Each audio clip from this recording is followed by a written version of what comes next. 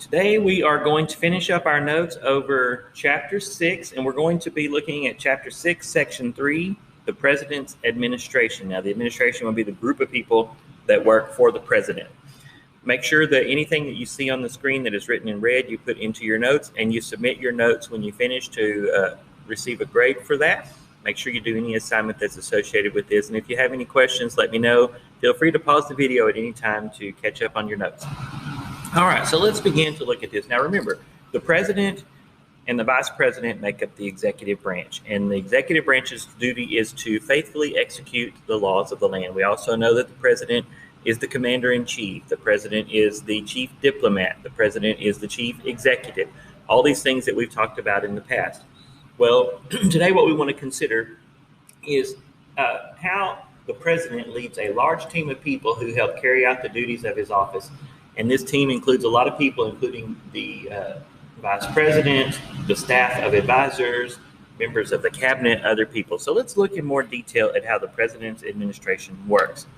First of all, what is the executive office of the president and what are its duties? Now, the executive office of the president is a little bit different than the president's title as chief executive. Remember, chief executive just simply means that he is the person responsible for executing the laws of the land to make sure that they are faithfully executed. And so this is the executive office is what helps the president do that.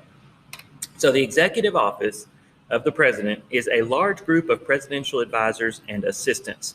They perform presidential administrative work. They offer counsel in specific areas. In other words, they offer him advice in specific areas. They work to manage the economy. They work to protect national security and all of that. Now, remember, the federal bureaucracy, which is the part of the executive branch that carries out the laws, these people that work for the government, it employs 2 or 3 million people. So there are a lot of people for the president to manage because he's technically the boss of all of them. But it's the executive office of the president, these people that are closest to the president, that are his advisors, his assistants, that take care of the administrative work, that tell the employees in the lower levels what to do. All those people make up your executive office of the president. Okay? Now, what is the position held by the person who manages the White House staff? That person's title is called the Chief of Staff. Now, the Chief of Staff is the president's right-hand person. They are the person that the president relies on for most everything. The Chief of Staff kind of is a funnel through which everything that's coming to the president must go. If you want to get to the president, you've got to go through the chief of staff. If the president is going to be notified about something, it's the chief of staff that notifies the president. The chief of staff is very important. He kind of helps set the direction for the president's agenda and all of that. The chief of staff tries to get Congress lined up to follow the president and different things like that. But the chief of staff job is a very challenging, very rigorous job, but it's also a very important job. And it is probably just almost as powerful as the president, just because everything that goes to the president goes to the chief of staff. Why did Franklin D. Roosevelt ask Congress to authorize the creation of the executive office of the president? Now, remember, President Roosevelt became president. He was elected in 1932 and assumed office on March the 4th, 1933. And we remember what was going on in the 1930s, and that is the Great Depression. And President Franklin Roosevelt's policy, his program to help people during the Great Depression was called the New Deal. And the New Deal created a lot of new government bureaucracies because before the Great Depression, the executive branch of the government, the federal government itself, didn't really do much as far as being involved in the daily lives of people. But when the Great Depression hit and President Roosevelt was elected, he created a lot of new bureaucracies to deal with people. So like you had the Civilian Conservation Corps, which employed hundreds of thousands, if not millions of young men to work on conserving the environment. You had the Works Progress Administration, which employed lots of other men to build public works projects like roads and post offices and things like that. In fact, the post office over in Mahia was built by the WPA. Those kind of things. So because the government was growing so quickly and had gone from not very much doing very much to doing a whole bunch, President Roosevelt asked Congress to create the executive office of the president to help him manage all of these new responsibilities that were taking place because he simply could not do it all. And so he did that to help meet the expanding demands on the presidency and the increasing number of government agencies that required management.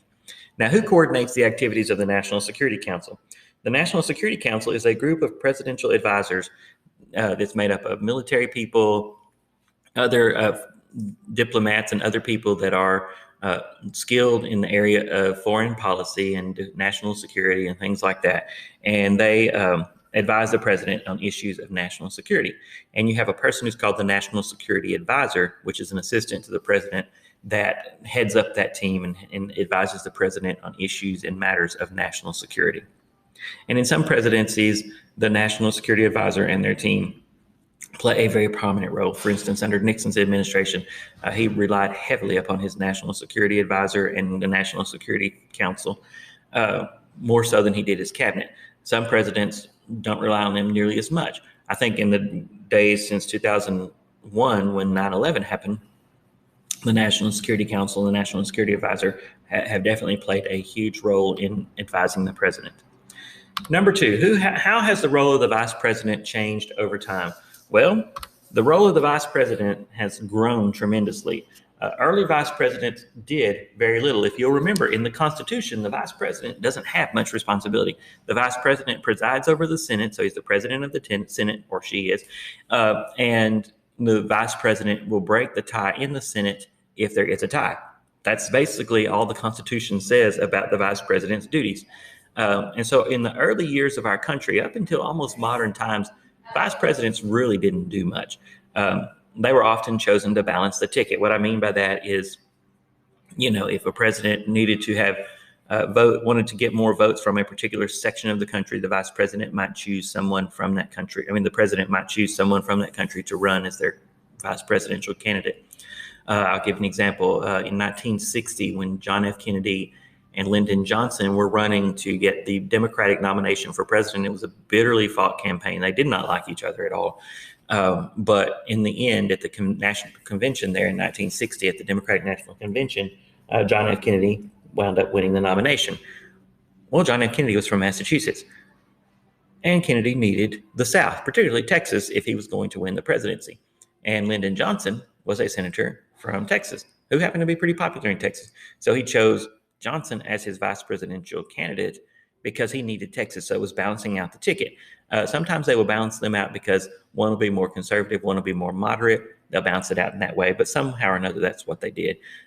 John Adams, when he was vice president, he was the first vice president of our country. He said this, quote, "My country has in its wisdom contrived for me the most insignificant office that ever the invention of man contrived or his imagination conceived," unquote.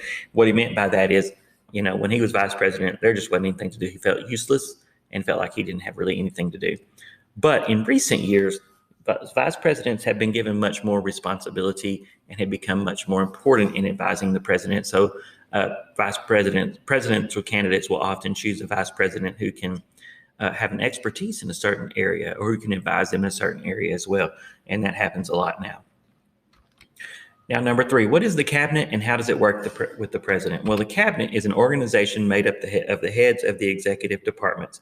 The executive departments are the branches, the agencies, the departments of the government that deal with certain things. Like you have the Department of Justice, which is headed up by the Attorney General. And so the Attorney General is a member of the cabinet and advises the president on law enforcement things. The Department of State, which deals with foreign issues, is headed up by the Secretary of State. So the Secretary of State is a member of the cabinet. There are 15 departments like that, executive departments, and each the head of them is a secretary called Secretary of State, Secretary of Treasury, Secretary of Defense, except for the Justice Department, which has the Attorney General. But all 15 of those people are then members of the cabinet, which advise the president and help carry out his policies. And that's what they do. They advise the president.